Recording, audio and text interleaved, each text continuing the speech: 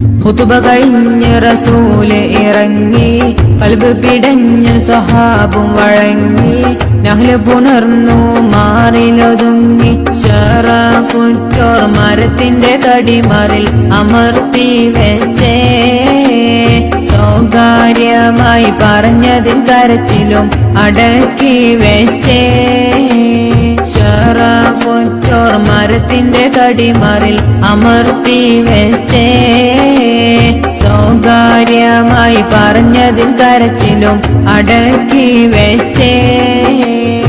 ഒരു നാളിൽ മദീനത്തെ മസ്ജിദിൻ പുറത്ത് നിന്ന് ഒരു കൊച്ചു പൈതലിൻ കരച്ചിൽ പോലതാ കേൾക്കുന്നു. അത് കേട്ട സ്വഹാബത്തോരടങ്ങലും വെളിയിൽ ചെന്നേ, അതിശയ കഥയൊന്ന് അവിടമിൽ അരങ്ങേറുന്നു.